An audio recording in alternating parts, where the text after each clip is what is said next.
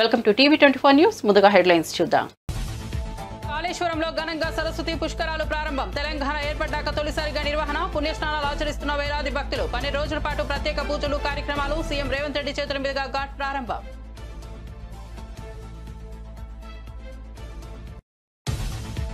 Operation Sindoor అనంతరం రాజ్నాథ్ సింగ్ తొలిసారి జమ్మూ కాశ్మీర్లో పర్యటన. బాధ్యతారహిత పాకిస్తాన్ చేతిలోని అణ్వాయుధాల భద్రతపై ప్రపంచం దృష్టి సారించాలని విజ్ఞప్తి. పాక్ అణ్వాయుధాలను ఏఈఏ పర్యవేక్షించాలని సూచన. ఉగ్రదాడులను యుద్ధ చర్యగా పరిగణిస్తామని హెచ్చరిక. వీరయ్య చౌదరి కుటుంబ సభ్యులను పరామర్శించిన మంత్రి లోకేష్. ఇటీవల ఒంగోలులో దారుణ హత్యకు గురైన టీడీపీ నేత అమ్మనప్రోలులోని వీరయ్య చౌదరి నివాసానికి వెళ్లిన మంత్రి లోకేష్. ఆయన కుటుంబ సభ్యులను పరామర్శించి ధైర్యం చెప్పిన మంత్రి అన్ని విధాలుగా అండగా ఉంటారని భరోసా. భూ రికార్డుల ప్రక్షాళనకు కేంద్ర బృహత్ ప్రణాళిక టెక్నాలజీతో సమగ్ర సర్వే అని కేంద్ర సహాయ మంత్రి వెల్లడి. భూ వివాదాల పరిష్కారానికి కేంద్రం కొత్త సర్వే టెక్నాలజీతో సమగ్ర భూ సర్వే రీసర్వే ఆధార్తో భూ రికార్డుల అనుసంధానం తప్పనిసరి. గుంటూరులో కేంద్ర మంత్రి పెమ్మసాని ప్రకటన. భారత్ నుంచి కీలక వాణిజ్య ప్రతిపాదన వచ్చిందన్న డొనాల్డ్ ట్రంప్. అమెరికా ఉత్పత్తులపై సుంకాలు ఉండవంటూ భారత్ ఆఫర్ ఇచ్చిందన్న ట్రంప్. భారత్ లో కాకుండా అమెరికాలను ఉత్పత్తి చేయాలని ఆపిల్ కు సూచన. భారత్ అమెరికా ద్వైపాక్షిక వాణిజ్య ఒప్పందంపై చర్చలు ముమ్మరం. బెల్లంకొండ శ్రీనివాస్ పై కేసు నమోదు. జూబ్లీహిల్స్ పిఎస్ లో శ్రీనివాస్ పై కేసు నమోదు. రాంగ్ రూట్ డ్రైవింగ్, కానిస్టేబుల్ తో దురుసుగా ప్రవర్తించామంటూ ఆయనపై కేసు. జూబ్లీహిల్స్ జర్నలిస్ట్ కాలనీ వద్ద తన కారులో రాంగ్ రూట్ లో వచ్చిన హీరో.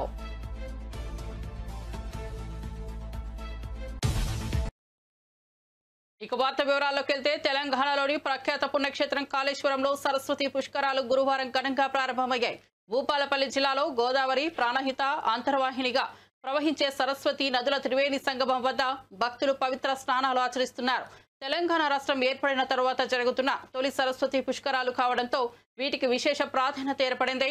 రాష్ట్ర పరిశ్రమలు ఐటీ శాఖ మంత్రి డి శ్రీధర్ బాబు తన కుటుంబ సభ్యులతో కలిసి గురువారం ఉదయాన్నే త్రివేణి సంగమంలో పుణ్యస్నానం ఆచరించి ప్రత్యేక పూజలు నిర్వహించారు. ఈ సందర్భంగా ఆయన మాట్లాడుతూ కాళేశ్వరంలోని త్రివేణి సంగమం వద్ద పవిత్ర సరస్వతి పుష్కరాల్లో పాల్గొనడం ఎంతో అదృష్టంగా భావిస్తున్నారని తెలిపారు. వేలాదిగా తరలివచ్చిన భక్తులను చూడటం గొప్ప ఆధ్యాత్మిక అనుభూతినిచ్చిందని తెలిపారు. శ్రీ శ్రీ మాధవానంద సరస్వతిజీ తొలి పుణ్యస్నానం ఆచరించడం ఈ కార్యక్రమానికి మరింత పవిత్రతను చేకూర్చిందని మంత్రి పేర్కొన్నారు.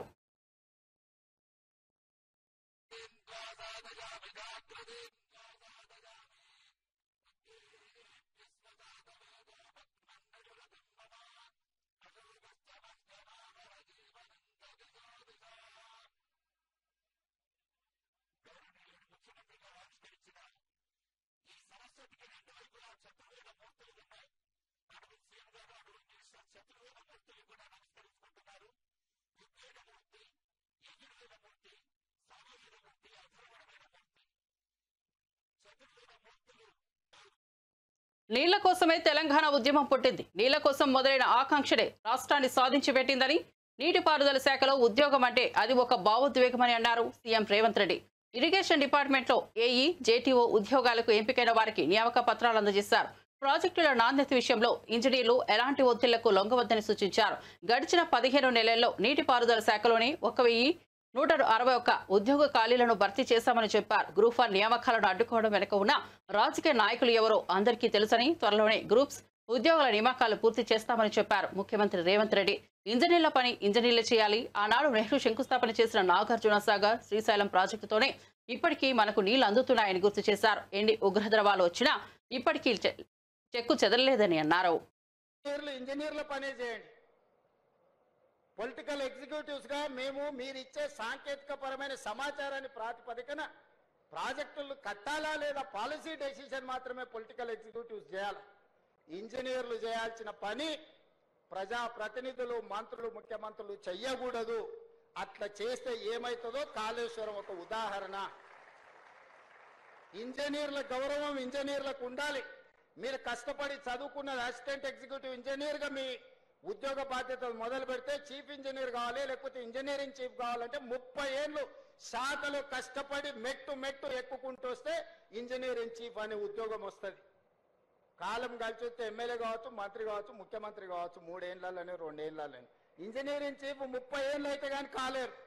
30 ఏళ్ళ అనుభవం, గాలి కొట్టుకొచ్చిన అవకాశంతో గాలి మోటార్లు తిరుక్కుంటూ ఇక్కడ బ్రిడ్జులు కట్టండి, ఇక్కడ బారేజులు కట్టండి, ఇక్కడ రిజర్వాయర్లు కట్టండి అని చెప్తే ఎట్లా జరుగుద్దో ఏం జరుగుతో కండ్ల ముందల కాళేశ్వరం ఉంది. అందుకే ఎవరైనా అధికారులు, నేను స్పష్టంగా చెప్తున్నా, రాజకీయ నాయకులకు ఉన్న పరిమితమైన జ్ఞానంతో మీకు ఏదైనా తెలంగాణ రాష్ట్రానికి జరిగిన పాకిస్తాన్ అణు కేంద్రాలను అంతర్జాతీయ సంస్థ పర్యవేక్షణలోకి తీసుకురావాల్సిన సమయం ఆసన్నమైందని భారత రక్షణ మంత్రి రాజ్నాథ్ సింగ్ అన్నారు. దేశంలో ఎలాంటి ఉగ్రవాద దాడి జరిగినంత వరకే ప్రస్తుత కాల్పుల విరమణ ఒప్పందాన్ని భారత్ గౌరవిస్తోందని ఆయన స్పష్టం చేశారు. శ్రీనగర్లోని బాదహమీబాగ్ కంటోన్మెంట్ ప్రాంతంలో సైనిక ప్రధాన కార్యాలయంలో ఆర్మీ సైనికులను ఉద్దేశించి రాజ్నాథ్ సింగ్ ప్రసంగించారు. ఈ సందర్భంగా రాజ్నాథ్ సింగ్ మాట్లాడుతూ, వారు మన తలపై దాడి చేయడానికి ప్రయత్నించినప్పుడు మనం వారి ఛాతీపై దెబ్బ కొట్టి పెద్ద గాయం చేశాం. మన ఆపరేషన్ సింధు నిస్సందేహంగా భారత్ చేపట్టిన అతిపెద్ద ఉగ్రవాద వ్యతిరేక చర్య అని పేర్కొన్నారు. ఇటీవల జరిగిన ఘర్షణల్లో ప్రాణాలు కోల్పోయిన వీర సైనికులకు ఏప్రిల్ 22న పహల్గాంలోని బైసరన్ ప్రాంతంలో ఉగ్రవాదులు జరిపిన దాడిలో మరణించిన 26 మంది పౌరులకు ఆయన నివాళులర్పించారు. उन्होंने इसमें उनको विलंब हुआ है, फिर भी वो यहाँ पर मौजूद हैं। साथियों, आज लखनऊ में BrahMos integration and testing facility centre के उद्घाटन के शुभ अवसर पर मैं आप सबसे बातचीत करते हुए बेहद प्रसन्नता की अनुभूति कर रहा हूं। मेरी बड़ी इच्छा थी कि मैं स्वयं उपस्थित होकर आप सबके बीच मैं रहूं, आप सबसे मैं सीधा संवाद करूं, पर मैं क्यों नहीं आ पाया, यह बात आप सभी जानते हैं। अभी जिस परिस्थिति से हम गुजर रहे हैं उसे देखते हुए मेरा दिल्ली में रहना यह अति आवश्यक था। इसलिए मैं वीडियो कॉन्फ्रेंसिंग के माध्यम से आप सभी से जुड़ रहा हूं। मैं भले ही आपके बीच नहीं आया, लेकिन अपने उत्साह के माध्यम से आप मुझ तक जरूर पहुंच गए हैं। यह अपने आप में एक संदेश है कि चाहे हम किसी भी परिस्थिति में रहें, यह देश चलता रहेगा और हमारा काम नहीं रुकेगा। किसी भी स्थिति में हमारा संवाद नहीं टूटेगा। साथियों, आज का दिन हमारे शहर लखनऊ और हमारे राज्य उत्तर प्रदेश और हमारे पूरे देश के लिए एक ऐतिहासिक दिन है। आज का दिन मैं समझता हूं उस शक्ति की आराधना का दिन है जो हमारी सेनाओं को संबल प्रदान करती है, जो हमारी सेनाओं में निहित होकर दुश्मन पर कहर बरसाती है। आज का दिन मेरे लिए व्यक्तिगत रूप से बहुत ही महत्वपूर्ण है, क्योंकि मैंने अपने शहर लखनऊ के लिए एक सपना देखा था कि मेरा शहर भारत के डिफेंस सेक्टर को मजबूत करने में एक बड़ा योगदान दे। वह सपना अब पूरा हो रहा है। साथियों, BrahMos integration and testing facility का उद्घाटन इसलिए भी महत्व रखता है क्योंकि आज का दिन बहुत ही खास है। आप सब तो जानते ही हैं कि आज नेशनल टेक्नोलॉजी डे है। आज ही के दिन 1908 समयबद्ध तरीके से पूरा करते रहे। इस मौके पर मैं उत्तर प्रदेश के माननीय मुख्यमंत्री श्री योगी आदित्यनाथ जी का विशेष आभार प्रकट करता हूं। यदि इतने कम समय में ब्रह्मोस की इंटीग्रेशन एंड टेस्टिंग फैसिलिटी की स्थापना हो सकी, तो इसके पीछे योगी जी का बहुत बड़ा योगदान है। मैं डीआरडीओ, हमारे वैज्ञानिक, हमारे इंजीनियर्स और इस प्रोजेक्ट से जुड़े हर व्यक्ति और संस्था को मैं हृदय से बधाई देता हूं। आप लोगों ने दिन रात मेहनत करके इस इंटीग्रेशन एंड टेस्टिंग फैसिलिटी को खड़ा किया है। देश भर के वैज्ञानिक, इंजीनियर्स और युवाओं का योगदान हमें इस फैसिलिटी सेंटर में देखने को मिलेगा। मैं आपकी मेहनत और लगन को नमन करता हूं। టీడీపీ నేత మాజీ ఎంపీపీ ముప్పవరపు వీరయ్య చౌదరి కుటుంబ సభ్యులను విద్యా ఐటీ శాఖల మంత్రి నారా లోకేష్ పరామర్శించారు. ఉదయం ప్రకాశం జిల్లా నాగులుపులపాడు మండలం అమ్మనబ్రోలులోని వీరయ్య చౌదరి నివాసానికి వెళ్లిన మంత్రి లోకేష్ ముందుగా ఆయన చిత్రపటానికి పూలమాలలు వేసి నివాళులు అర్పించారు. అనంతరం వీరయ్య చౌదరి సతీమణి, కుమారుడు, ఇతర కుటుంబ సభ్యులను పరామర్శించి ధైర్యం చెప్పారు. వీరయ్య చౌదరితో తనకున్న అనుబంధాన్ని సందర్భంగా మంత్రి గుర్తు చేసుకున్నారు. యువకులం పాదయాత్ర సమయంలో తనతో పాటు అడుగులు వేశారని, పార్టీ బలోపేతం కోసం కృషి చేసిన వీరయ్య చౌదరి దారుణ హత్య బాధాకరమని అన్నారు. హత్య నిందితులను కఠినంగా శిక్షిస్తామన్నారు. వీరయ్య చౌదరి కుటుంబానికి పార్టీ అన్ని విధాలుగా అండగా ఉంటుందని భరోసా ఇచ్చారు.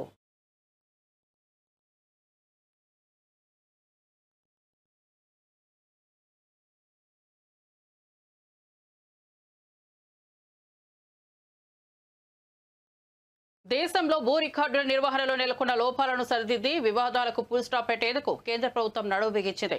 ఇందులో భాగంగా కేంద్ర సమన్వయంతో అత్యాధునిక సాంకేతిక పరిజ్ఞానాన్ని ఉపయోగించి భూముల సర్వే, రీసర్వే చేపట్టనున్నట్లు కేంద్ర గ్రామీణాభివృద్ధి, కమ్యూనికేషన్ల శాఖ సహాయ మంత్రి డాక్టర్ చంద్రశేఖర్ పెమ్మసాని వెల్లడించారు. సరికాని కాలం చెల్లిన భూ రికార్డుల వల్ల తలెత్తిన సమస్యలను పరిష్కరించడమే ఈ కార్యక్రమం ముఖ్య ఉద్దేశమని ఆయన స్పష్టం చేశారు. ఆంధ్రప్రదేశ్లోని గుంటూరులో digital India land records modernisation programmes కింద సర్వే, రీసర్వేపై జరిగిన జాతీయ వర్క్షాప్లో మంత్రి పెమ్మసాని ప్రసంగించారు. ఈ కార్యక్రమం కేంద్ర ప్రాయోజిత పథకమని, పూర్తిగా సాంకేతిక పరిజ్ఞానంపై ఆధారపడి నడుస్తుందని తెలిపారు. డ్రోన్లు, విమానాల ద్వారా ఏరియల్ సర్వేలు చేయడం వల్ల సాంప్రదాయ పద్ధతుల్లో పోలిస్తే కేవలం 10% ఖర్చుతోనే సర్వే పూర్తి చేయవచ్చని ఆయన వివరించారు. Such a high quality national conference in Guntur gives me a personal satisfaction. So when it comes to this conference, as you all know, land is not just a physical asset in India. It is a symbol of identity, security, and dignity. More than 90% of the people, the land and property is the single most valuable asset. However, still inaccurate or outdated land records have long been the root cause of widespread disputes, delays in development, and denial of justice. And if you look at it in the entire civil court structure, around 2/3, more than 60-70% of disputes are related to land. Even in apex courts, like Honorable Supreme Court, 1 in 4 cases are related to land disputes. Even as an MP, when I do grievances in my own constituency, majority of the complaints come to me for similar reasons. So these statistics do represent what's happening at the ground. I don't know how many of you know who I am, but I was in US for 25 years. I went to US in year 2000. I bought my first house in year 2005 there. So the process was, I chose a realtor who showed me several houses. I picked a house. We're going to buy this house. And some price was set. Then he told me, sir, today there will be a date, we are going to close the house. He gave me a date. Then he said, okay, what all do I have to do? Because I remember the registration process of India. Where do I have to come? How much time I have to spend? What are all the things I need to do? He said, no, you don't have to do anything. You just stay between 11 and 12 at your house. This is what they told me. So 11 o'clock, 3-4 people came, a title company, a government official, and my realtor. They handed me 10 papers to sign, one for insurance, and all these that I verified the house is in good condition, all that stuff. I signed in 5 minutes. They asked the check. I gave the check. They gave me the keys. The entire process happened in less than 15 minutes for me. I was literally shocked. How can this whole system can work like this? But the idea, I mean, why can't we do these things in India, right? And obviously India has progressed quite a bit since that time. And with visionary leaders like Honorable Prime Minister Sri Narendra Modi ji, or my cabinet minister. YCP నేత గన్నవరం మాజీ MLA Vallabhaneni వంశీని jail నుంచి హుటాహుటిన ఆసుపత్రికి తరలించారు. శ్వాస తీసుకోవడంలో ఆయనకు ఇబ్బంది తలెత్తడంతో జైలు అధికారులు ఆసుపత్రికి తీసుకెళ్లారు. వంశీకి ప్రస్తుతం ఆసుపత్రిలో వైద్యం కొనసాగుతుంది. అయితే విషయం బయటకు తెలియడంతో ఆసుపత్రి వద్దకు వైసీపీ శ్రేణులు భారీగా చేరుకున్నట్లు సమాచారం. కాగా సత్యవర్ధన్ కిడ్నాప్ కేసులో వంశీకి విజయవాడలో ఎస్సీ/ఎస్టీ కోర్టు మంగళవారం బెయిల్ మంజూరు చేసిన విషయం తెలిసిందే. ఆయనతో పాటు మరో 4గురికి ఈ కేసులో కోర్టు బెయిల్ మంజూరు చేసింది. అయితే గన్నవరం టీడీపీ కార్యాలయంపై కేసులో వంశీ ప్రస్తుతం విజయవాడ జిల్లా జైల్లో రిమాండ్ ఖైదీగా ఉన్నారు. ఈ క్రమంలో తాజాగా ఆయన అస్వస్థతకు గురి కావడంతో అధికారులు చికిత్స కోసం ఆసుపత్రికి తరలించారు. వల్లభనేని వంశీ ఆరోగ్యంపై వైసీపీ శ్రేణులు ఆందోళన వ్యక్తం చేస్తున్నాయి. అమెరికా అధ్యక్షుడు డొనాల్డ్ ట్రంప్ గురువారం నాడు కీలక వ్యాఖ్యలు చేశారు. పలు అమెరికన్ వస్తువులపై ఎలాంటి సుంకాలు విధించకుండా ద్వైపాక్షిక వాణిజ్య ఒప్పందం కుదుర్చుకోవడానికి భారత్ ముందుకొచ్చిందని ఆయన తెలిపారు. ఖతార్ రాజధాని దోహాలో పర్యటిస్తున్న ట్రంప్ అక్కడ వ్యాపార ప్రతినిధులతో జరిగిన సమావేశంలో ఈ విషయాన్ని వెల్లడించారు. సుంకాలు లేకుండా వాణిజ్యం చేసుకునేందుకు భారత్ ఓ ఒప్పందాన్ని ప్రతిపాదించిందని ట్రంప్ పేర్కొన్నారు. అయితే ఈ ప్రతిపాదనకు సంబంధించి మరిన్ని వివరాలను ఆయన వెల్లడించలేదు. ఇదే సమయంలో ఆపిల్ సీఈఓ టిమ్ కుక్ తో తాను మాట్లాడినట్లు ట్రంప్ తెలిపారు. భారత్ లో మరిన్ని తయారీ కేంద్రాలను ఏర్పాటు చేయాలన్న ప్రణాళికను విరమించుకొని అమెరికాలోనే ఆ ప్లాంట్లను నిర్మించడంపై దృష్టి పెట్టాలని సూచించినట్లు చెప్పారు. ఆపిల్ తన ఉత్పత్తిని అమెరికాలో పెంచనుందని ట్రంప్ పేర్కొన్నారు. It's coming in. And I had a little problem with Tim Cook yesterday. I said to him, Tim, you're my friend. I treated you very good. You're coming in with $500 billion, but now I hear you're building all over India. I don't want you building in India. You can build in India if you want to take care of India, because India is one of the highest tariff nations in the world. It's very hard to sell into India.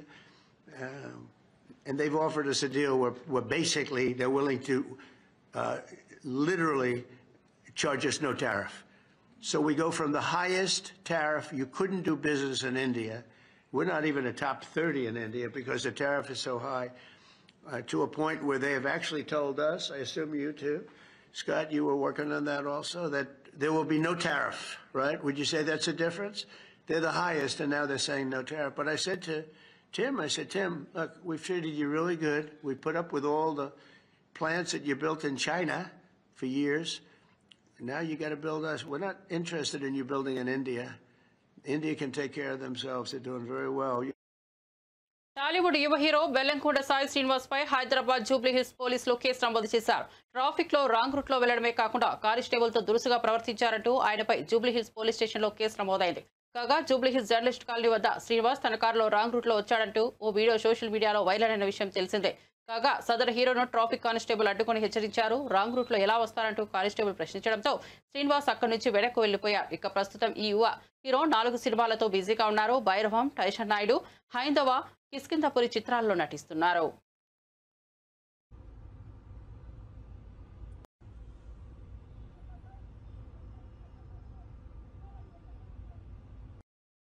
ఆంధ్రప్రదేశ్లో digital పాలనను విస్తరింపజేసే దిశగా రాష్ట్ర ప్రభుత్వం గట్టిగా అడుగులు వేస్తోందని APTS chairman Mannava Mohan Krishna తెలిపారు. విజయవాడలో నిర్వహించిన మీడియా సమావేశంలో ఆయన మాట్లాడుతూ కూటమి ప్రభుత్వం అధికారంలోకి వచ్చిన తర్వాత ఐటీ రంగ అభివృద్ధికి ప్రత్యేక ప్రాధాన్యత ఇస్తున్నామని చెప్పారు. రాష్ట్ర వ్యాప్తంగా 26 జిల్లాల్లో ఏపీ టెక్నాలజీ సర్వీసెస్ కార్యాలయాలు ఏర్పాటు చేశామని చెప్పారు. సాంకేతిక సేవలు, సైబర్ సెక్యూరిటీ విభాగాలను మరింత విస్తరించే ప్రణాళికలో ఉన్నామని వివరించారు. ప్రభుత్వ శాఖలతో పాటు ప్రైవేట్ రంగానికి కూడా సైబర్ ఆడిటింగ్ సేవలు అందించబోతున్నామని, ముఖ్యంగా బ్యాంకింగ్, ఆరోగ్య, బీమా, టెలికాం రంగాలను లక్ష్యంగా పెట్టుకున్నామని పేర్కొన్నారు. ఇంకోటి ఆధార్ ఎనేబుల్డ్ సర్వీసెస్. ఆంధ్రప్రదేశ్లో ఆధార్ ఆధారిత సేవలకు ఏపీటీఎస్ ఒక నోడల్ ఇంప్లిమెంటేషన్ ఏజెన్సీగా పనిచేస్తూ ఉంది. యుఐడిఏఐ గైడ్లైన్స్ అనుసరించి ఏవిఏ మరియు కేవిఏ సర్వీసెస్ని అందిస్తుంది. ఏయుఏ అంటే authentication user agency services and KUA అంటే know your customer authentication user agency services. అంటే పౌరుల యొక్క బయోమెట్రిక్స్ మరియు వాళ్ళ జియోగ్రాఫిక్ డేటా ఆధారంగా పౌర సేవలను అందించడానికి ఈ అథెంటికేషన్ జరుగుతోంది. ప్రభుత్వ పౌర సేవల్లో భాగంగా ఆంధ్రప్రదేశ్ ప్రభుత్వం ఎన్నో ప్రభుత్వ విభాగాలకు ఏపీటీఎస్ ఈ అథెంటికేషన్ సర్వీసెస్ అందిస్తూ ఉంది. ప్రభుత్వం ప్రజలకు అందిస్తున్న సంక్షేమ పథకాలు మరియు సేవలు అర్హులకు అందటానికి జరగటంలో ఇది చాలా ముఖ్యం. ఈ ప్రక్రియ సజావుగా, సురక్షితంగా జరగటంలో డిజిటల్ సిగ్నేచర్ సర్టిఫికేట్లు ఎంతో కీలక పాత్ర పోషిస్తాయి. ప్రభుత్వ ఉద్యోగుల్లో అందరూ కూడా అఫీషియల్ సిగ్నేచర్స్కి డిజిటల్ సిగ్నేచర్సే వాడాలి అని చెప్పేసి ప్రభుత్వం కూడా నిర్దేశించడం జరిగింది. ఆంధ్రప్రదేశ్లోని అన్ని ప్రభుత్వ విభాగాలకు ఈ డిజిటల్ సిగ్నేచర్స్ని ఏపీటీఎస్ అందిస్తోంది, డిజిటల్ సిగ్నేచర్ సర్టిఫికెట్ని అందిస్తోంది. గత 10 నెలల కాలంలో ఏపీటీఎస్ దాదాపు 19,500. అమరావతిలోని సచివాలయంలో ముఖ్యమంత్రి చంద్రబాబు నాయుడు అధ్యక్షతన 6వ రాష్ట్ర పెట్టుబడుల ప్రోత్సాహక మండలి సమావేశం జరిగింది. ఈ సమావేశానికి మంత్రులు గొట్టిపాటి రవికుమార్, అచ్చెన్నాయుడు, కందుల దుర్గేష్, వాసంశెట్టి సుభాష్ హాజరయ్యారు. ప్రధాన కార్యదర్శి విజయానంద్తో పాటు పలువురు ఉన్నతాధికారులు పాల్గొన్నారు. పెట్టుబడులపై రాష్ట్రానికి వచ్చే అవకాశాలు, పరిశ్రమల స్థాపన, పారిశ్రామిక ప్రోత్సాహక నిధులు తదితర అంశాలపై సమావేశం సమీక్ష జరిగింది. కొత్తగా వచ్చే పరిశ్రమలకు అనువైన భూములు కేటాయించిన చర్చ జరిగినట్టు సమాచారం. రాష్ట్ర అభివృద్ధికి పెట్టుబడుల ఆహ్వానం ఎంతో కీలకమని సీఎం చంద్రబాబు అభిప్రాయపడ్డారు. పారిశ్రామికీకరణలో వేగం పెంచేందుకు విభిన్న రంగాలపై దృష్టి సారించాలని ఆయన సూచించారు. తెలంగాణ ఆవిర్భావ దినోత్సవం సందర్భంగా జూన్ 2న తెలంగాణ జాగృతి ఆధ్వర్యంలో యువ కవుల సమ్మేళనం నిర్వహించనున్నారు. ఈ సందర్భంగా జాగృతి అధ్యక్షురాలు ఎమ్మెల్సీ కల్వకుంట్ల కవిత సమ్మేళనం పోస్టర్ను ఆవిష్కరించారు. తెలంగాణ స్ఫూర్తిని ప్రతిబింబించే కవిత్వాన్ని ప్రోత్సహించడమే లక్ష్యంగా ఈ కార్యక్రమాన్ని నిర్వహిస్తున్నట్లు తెలిపారు. బీఆర్ఎస్ నేతల విమర్శలకు మంత్రి సీతక్క కౌంటర్ ఇచ్చారు. కాళ్లు కడిగించుకునే దొరల సంస్కృతి మీరి ఇప్పుడు అధికారం పోయిన తర్వాత ఆత్మగౌరవం గుర్తొచ్చిందా అంటూ ప్రశ్నించారు. మిస్ వరల్డ్ కంటెస్టెంట్ కాళ్లు ప్రభుత్వం కడగలేదని తప్పుడు ప్రచారం చేయడం మానుకోండి, తప్పుడు మాటలు బంద్ చేయండి అంటూ తీవ్ర వ్యాఖ్యలు చేశారు. సిగ్గనిపించట్లే మీకు? ప్రభుత్వం చేసిందా? మీరు ఎంతో మంది సినిమా యాక్టర్లతోటి ఆ యాక్టర్లు ఈ యాక్టర్లు ఈ వెంకలు ఆ వెంకలు ఆ వంకలు ఈ వెంకలతోటి వాళ్ళ కోసం హైదరాబాద్నంతా ఏదోదో చేసినప్పుడు గుర్తుకు రాలే మీకు తెలంగాణ ఆత్మగౌరవం? ఈరోజు తప్పుడు మాటలు బంద్ చేయండి. ప్రజలు ఎవరు కూడా ఊరుకోరు. కాబట్టి సవితమ్మ అబద్ధాలకు అంబాసిడర్గా మారకు. తెలంగాణ ప్రభుత్వం ఎవరి కాళ్ళు కడిగడానికి సిద్ధంగా లేదు. మీలాంటి వాళ్ళు, మీ నాయకులు లాంటి వాళ్ళు తెలంగాణ ప్రజలను అణిచిపెట్టి కాళ్ళు కడిగించుకునే చరిత్ర, కాళ్ళు మొక్కించుకునే చరిత్ర ఆ కుటుంబాలది, ఆ నాయకులది, ఆ దొరతనాంది, ఆ దురహంకారంది. ఆ దురహంకారానికి వ్యతిరేకంగానే ఈ తెలంగాణ సమాజం తిరుగుబాటు జెండాను ఎగిరేసింది. కాబట్టి ఇక్కడ నిన్న జరిగిన దాంట్లో కేవలం మేము తెలంగాణ సంస్కృతి, గిరిజన సంస్కృతి, సాంప్రదాయాల బద్ధంగానే మేము అక్కడ చేసినాం. కాకతీయుల వారసత్వాన్ని, కాకతీయుల యొక్క పరిపాలనను, రుద్రమాదేవి యొక్క శౌర్యాన్ని, పౌరుషాన్ని అక్కడ కళారూపంలో కూడా ప్రదర్శించడం జరిగింది. సక్సెస్ అయినందుకు మరి ఓర్వలేక రకరకాల కామెంట్ చేస్తారు. అధికారం పోయిన తర్వాత ప్రజలు గుర్తుకొస్తారు. అధికారం పోయిన తర్వాత నీకు ఆత్మగౌరవం గుర్తుకొస్తుంది. ప్రభుత్వం అనడానికి సిగ్గనిపించట్లే మీకు? ప్రభుత్వం చేసిందా? మీరు ఎంతో మంది సినిమా యాక్టర్లతోటి ఆ యాక్టర్లు ఈ యాక్టర్లు ఈ వెంకలు ఆ వెంకలు ఆ వంకలు ఈ ఎక్సైజ్ శాఖ మంత్రి కొల్లు రవీంద్ర తీవ్ర ఆరోపణలు చేశారు. మద్యం కుంభకోణానికి సూత్రధారి, పాత్రధారి వైఎస్ఆర్సీపీ అధినేత జగన్మోహన్ రెడ్డి అని మండిపడ్డారు. అమరావతిలోని ఎన్టీఆర్ భవన్లో ఏర్పాటు చేసిన మీడియా సమావేశంలో మాట్లాడిన ఆయన గత ప్రభుత్వం మద్యం పాలసీ పేరిట భారీ స్కామ్ జరిగిందని ఆరోపించారు. అక్రమ ఒప్పందాలతో కోట్లు లూటీ చేశారని, విచారణ జరిపి బాధ్యులపై కఠిన చర్యలు తీసుకుంటామని స్పష్టం చేశారు.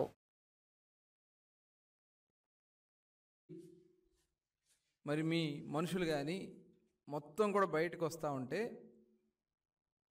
ఇవాళ మీ సాక్షి పేపర్లో, మీ టీవీ ఛానల్స్లో తప్పుడు కథనాలతో ప్రజల్ని మళ్ళీ మోసం చేసి మభ్యపెట్టాలని ప్రయత్నం చేస్తున్నారంటే ఒక్కసారి మనం అందరం కూడా ఆలోచించాలి. ఇవాళ మొత్తం దొరికినటువంటి దొంగలు ఇవాళ, అందుకని మేము మొట్టమొదటి నుంచి కూడా ప్రభుత్వం వచ్చిన వెంటనే వైట్ పేపర్స్ రిలీజ్ చేశాం.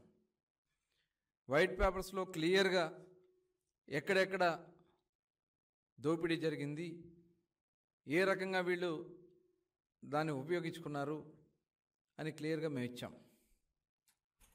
ఇవాళ ఏదైతే మేము ఇచ్చామో అదే విషయాన్ని వైఎస్ఆర్ పార్టీకి నెంబర్ 2గా ఉన్నటువంటి వ్యక్తులు కూడా బయటికి చెప్పారు. ఇవాళ దాన్ని తీసుకొచ్చి వాళ్ళందరినీ కూడా తెలుగుదేశం పార్టీతో అక్కడ విచారణలో అరెస్ట్ అయినటువంటి వ్యక్తుల్ని, లేకపోతే విచారణ పిలిచినటువంటి వ్యక్తుల్ని తెలుగుదేశం పార్టీకి అంటగట్టాలని ప్రయత్నం చేస్తా ఉన్నదంటే ఇంతకంటే సిగ్గుచేటు ఇంకోటి ఉంటుందా? నేను ఈ సందర్భంగా అడుగుతా ఉన్నా, ఈ కుంభకోణంలో గత నెల రోజులుగా వస్తున్నటువంటి వార్తల్లో విజయసాయిరెడ్డి గారిని విచారణ చేస్తే ఆయన ఏ పార్టీ, మిథున్ రెడ్డి గారు ఏ పార్టీ, రాజకేశ్వరరెడ్డి మరి ఆయన ఎవరు జగన్మోహన్ రెడ్డి గారు అనుచరుడు కాదా? గోవిందప్ప, ధనుంజయ రెడ్డి గారు, కృష్ణమోహన్ రెడ్డి గారు వీళ్ళ పాత్రలన్నీ గురించి కూడా స్పష్టమైనటువంటి ఆధారాలతో ఇవాళ వార్తలు వస్తామంటే వీరంతా ఏ పార్టీకి చెందిన వాళ్ళు జగన్మోహన్ రెడ్డి గారు? ఇవాళ తప్పుడు కథనాలను మీరు రాయిస్తూ మసిపూసి మారేడుకాయ చేయాలని ప్రయత్నం చేస్తే జరగదు. సిట్టు విచారణ జరుగుతుంది, వాస్తవ విషయాలు మొత్తం కూడా బయటకు వస్తాయి. ఎవరెవరు దీంట్లో పాత్రలు ఉన్నారో, పాత్రదారులు, సూత్రధారులు, ఎవరెవరు ఎక్కడ ఎంత దోపిడీ చేశారో మొత్తం కూడా బయటకు వస్తుంది. 2019లో వీరెవరికన్నా మద్యం వ్యాపారాలతో సంబంధాలు ఉన్నాయా? 2019కి ముందు మద్యం వ్యాపారంతో సంబంధం లేనటువంటి వీళ్ళు మద్యం వ్యాపారానికి కేవలం మీ ప్రభుత్వంలో వచ్చింది వాస్తవం కాదా? దీనికి పూర్తి ఆధారాలు ఉన్నాయి, వాస్తవం కాదా? ఇంకా ఏదో మభ్య పెట్టాలని బులెటిన్ ముగించే ముందు హెడ్లైన్స్ మరోసారి చూద్దాం. కాళేశ్వరంలో ఘనంగా సరస్వతి పుష్కరాలు ప్రారంభం. తెలంగాణ ఏర్పడ్డాక తొలిసారిగా నిర్వహణ. పుణ్యస్నానాలు ఆచరిస్తున్న వేలాది భక్తులు. 12 రోజుల పాటు ప్రత్యేక పూజలు, కార్యక్రమాలు. సీఎం రేవంత్ రెడ్డి చేతుల మీదుగా ఘాట్ ప్రారంభం.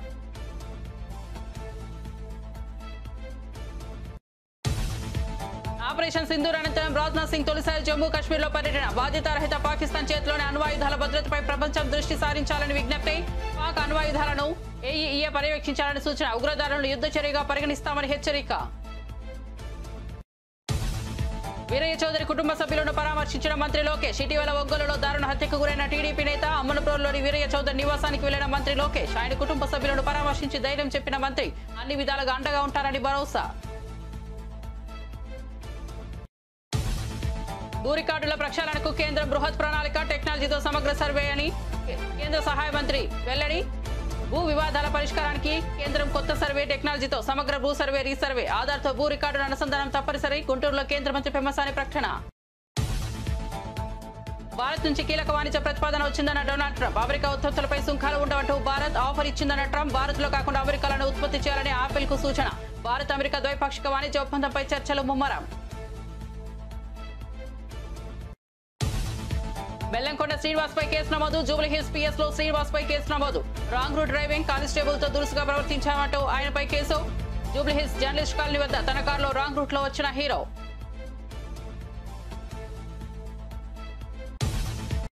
కోసం చూస్తూనే ఉండండి టీవీ 24 న్యూస్.